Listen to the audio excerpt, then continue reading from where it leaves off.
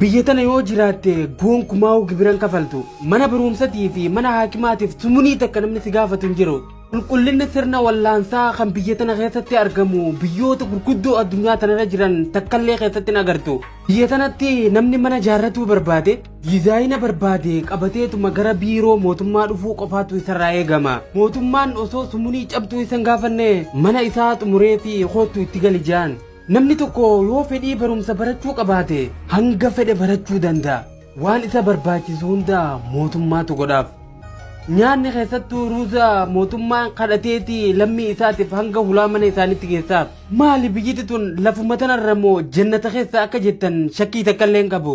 Ardii Eeshiyaa keessatti kan argamtu biyya xiqqoo takka tan maqaan ishii Birunaay jedhamtudha. Daaris Salaam yookaan biyya nagaa jedhamuun beekamti. Biyyiti tun odola galaana Boorniyaa irratti kibba baha Eeshiyaatti argamti.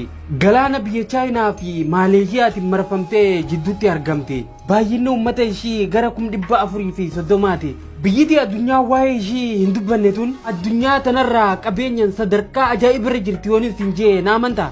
Akka Global Finance Magazine bara 2020 keessa baasetti biyyiti tun qabeenyaan addunyaa tana guuturraa sadarkaa 5ffaa irratti argamti. Mootichi isaanii Sultaan Hassan Al-Bokaa jedhama.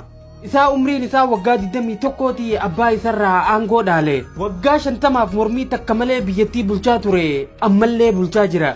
Biyyiti Birunaay liqii addunyaa tanarraa qulqulluudha. Tumunii cabxuu biyyoota birarraa liqeeffatteen beektu. Lammiileen biyyattii parsantiin 80 amantii musliimaati hordofan. Biyyattii keessatti dhugaatiin alkoolii dhorkaadha. Warshaan dhugaatii alkoolii oomishu tokkolleen biyyattii keessa waan hin jirreef namni daawwiidhaaf gara biyya tanaa dhufuu fi umriin isaa waggaa 17 ol dabre yoo barbaade alkoolii dhuguuf isa barbaachiftu biyya birarraa fidatee dhufuudha danda'a. Qabeenyi guddaan biyyattiin galii irraa argattu gaaza uumamaati.